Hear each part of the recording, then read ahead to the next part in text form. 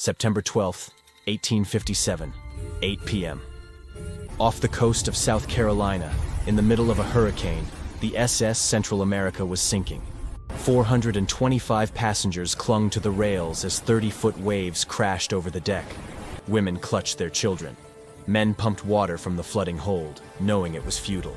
The ship's captain, William Lewis Herndon, stood at the helm, refusing to abandon his post. In the cargo hold below, 3 tons of California gold coins sat in wooden crates, worth $21 million in 1857 currency. In today's money, over $600 million. But here's what nobody on that ship knew. Here's what wouldn't be discovered for another 130 years. That gold wasn't just treasure. It was the backbone of the American financial system. And when it sank, it triggered an economic collapse that would bankrupt banks, destroy railroads, and plunge the United States into its first modern financial crisis. 153 people drowned that night, but millions more would lose everything in the weeks that followed. This is the story of how one shipwreck changed the rules of global finance. This is the story of the forgotten billion. To understand why a single ship could crash an entire economy, we need to go back to 1848. The year gold was discovered at Sutter's Mill in California. The California gold rush wasn't just about prospectors with pickaxes. It was about transforming America from an agricultural backwater into a global financial power. Gold meant currency. Currency meant credit. Credit meant everything. Here's how the system worked. Thousands of men traveled to California, dug gold from the ground, and sent it back east. Not by land. Crossing the continent took months and was dangerous. They sent it by ship. Down the Pacific coast to Panama, across the isthmus by railroad and mule, then up the Atlantic coast to New York. The SS Central America made this journey regularly. It was one of the most reliable ships in the Panama-New York line. Over 400 feet long, sidewheel steamer, capable of carrying hundreds of passengers and massive amounts of gold. Banks in New York depended on this gold. They used it to back paper currency, to settle international trades, to maintain the reserve requirements that kept the entire financial system stable. When gold shipments arrived on schedule, markets remained calm, credit flowed, business continued. But in 1857, something was already going wrong. Investigators later discovered that banks had been lending aggressively, too aggressively. Railroad companies borrowed millions to lay track across the expanding nation. Real estate speculation in the Midwest had created bubbles in land prices. Insurance companies made risky bets on shipping ventures. The system was over-leveraged, and everyone knew it. What they didn't know was that they were one shipwreck away from collapse. The SS Central America left Panama on September 3, 1857.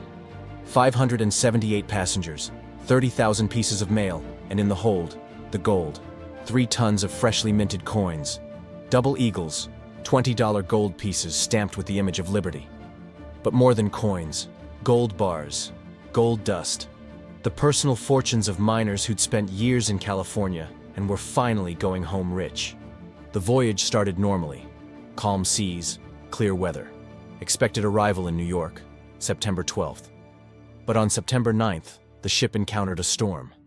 At first, just rain and wind. The captain adjusted course, confident the sturdy vessel could handle it. Steamships had weathered worse. What he didn't know was that this wasn't a normal storm. It was a Category 2 hurricane, and the SS Central America was sailing directly into it. By September 11th, the situation was critical. The ship's seams had begun to separate. Water poured into the hold. The coal for the engines got wet, rendering the steam pumps useless. Passengers formed bucket brigades, desperately bailing water, but the ocean was winning. Captain Herndon made a decision. He ordered distress signals, changed course toward shore, and sent a message to any ship in range. "We are in distress. Send help immediately." One ship responded, the brig Marine, sailing nearby. It approached through the hurricane, nearly capsizing in the attempt. They managed to rescue 153 people, mostly women and children, loaded into lifeboats that barely stayed afloat. But there wasn't time to save everyone. And there certainly wasn't time to save the gold. At 8 p.m. on September 12th, the SS Central America slipped beneath the waves. Captain Herndon went down with his ship, 425 souls lost, and 3 tons of gold gone, 7,000 feet down, resting on the ocean floor in complete darkness. Back in New York, nobody knew yet. The news would take days to reach the mainland, and when it did, panic. September 15th, 1857. 3 days after the sinking. A telegraph message reached Wall Street. The SS Central America had been lost. All cargo gone. Within hours, banks that had been counting on that gold shipment to meet their reserve requirements began to fail. Here's what the investigation revealed. The Ohio Life Insurance and Trust Company had been the first to collapse, 2 months before the shipwreck. They'd invested heavily in railroad bonds that defaulted. When depositors rushed to withdraw funds, the bank didn't have enough gold to cover the withdrawals. That should have been a warning.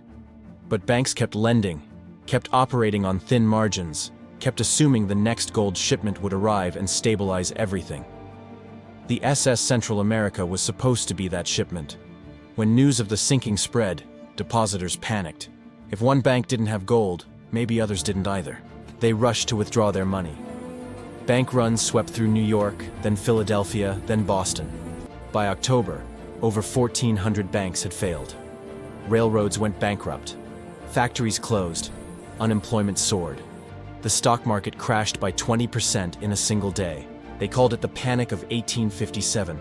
But that name makes it sound temporary, like a moment of fear that passed. It didn't pass.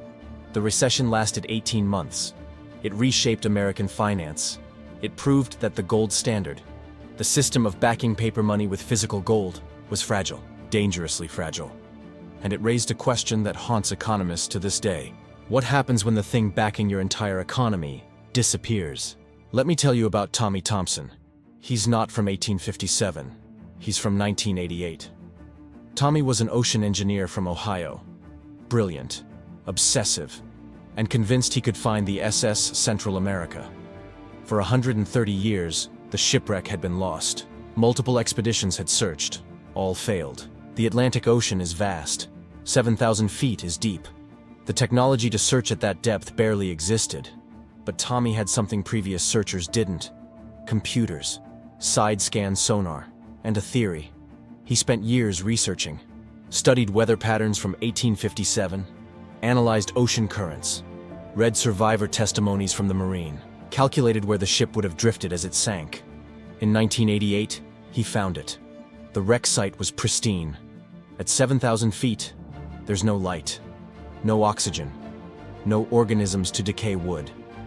The SS Central America looked almost exactly as it had the night it sank.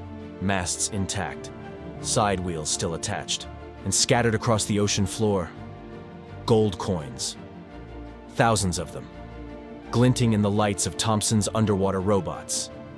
Over the next several years, Thompson's team recovered approximately 1 ton of gold. Coins, bars, nuggets, artifacts. The largest sunken treasure ever found. The gold was worth hundreds of millions. But here's where the story gets complicated. Investors who had funded Thompson's expedition wanted their share. Insurance companies claimed the gold belonged to them. They'd paid out claims in 1857. The state of South Carolina argued the wreck was in their territorial waters. Legal battles erupted, and Tommy Thompson disappeared. In 2012, facing lawsuits and criminal charges for allegedly cheating his investors, Thompson vanished. U.S. Marshals searched for him for years. They found him in 2015, living in a hotel room in Florida under a fake name.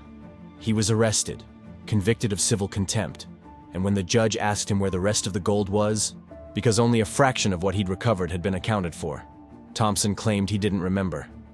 He's been in jail ever since, refusing to cooperate, still not revealing where millions in gold coins might be hidden.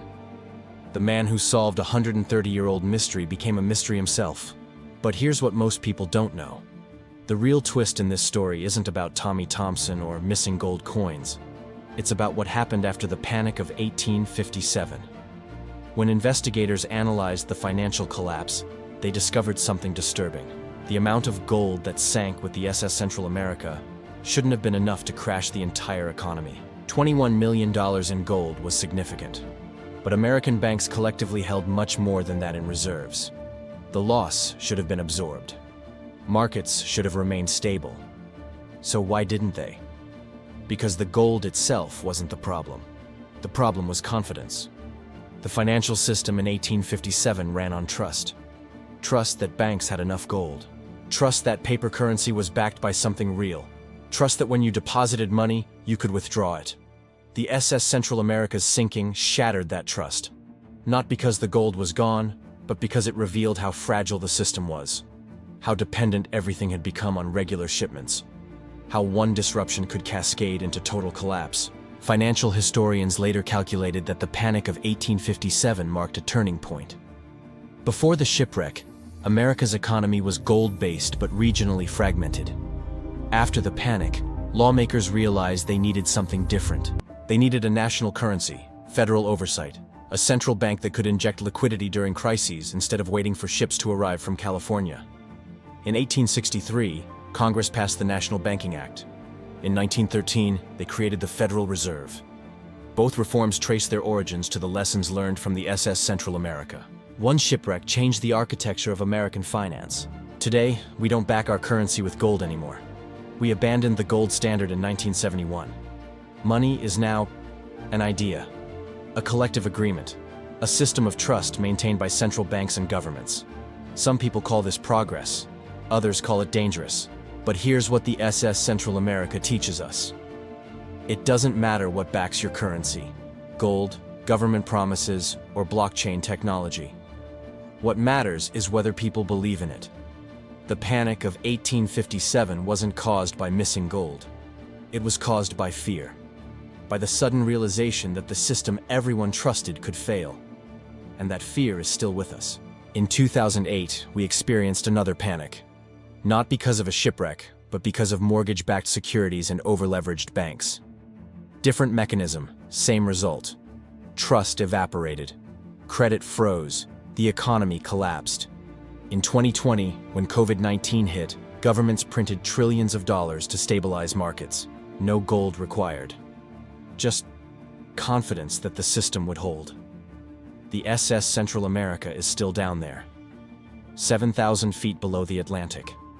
Most of the gold has been recovered, but not all.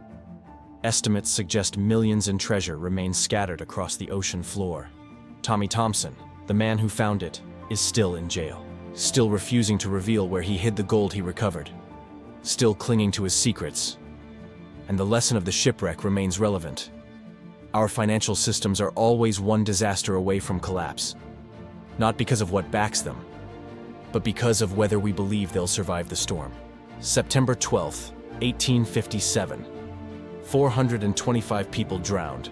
3 tons of gold sank into darkness, and the American economy learned a lesson it's still struggling to remember. Value is fragile. Trust is everything. And the difference between prosperity and panic is often just one shipwreck. The SS Central America changed how we think about money. It forced America to evolve from a gold-dependent economy to a system based on federal oversight and collective confidence. It proved that physical treasure matters less than the belief that treasure exists.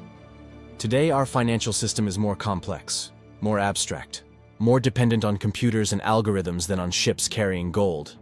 But the fundamental vulnerability remains the same. What happens when confidence disappears? When people stop believing the system works? When trust sinks? We've been lucky so far. Each time the system has broken, we've managed to rebuild it. After 1857, after 1929, after 2008, we've patched the holes, reinforced the structure, convinced ourselves it won't happen again. But history suggests otherwise. Panics don't end, they just wait. Somewhere in the Atlantic Ocean, gold coins from 1857 still rest on the ocean floor. A reminder of the forgotten billion, the treasure that was supposed to save the economy, and instead revealed how easily everything could sink. The next time you use paper money or swipe a credit card, remember, you're participating in a system held together not by gold or governments, but by belief. And belief can vanish in 14 minutes, or in the time it takes for a ship to go down.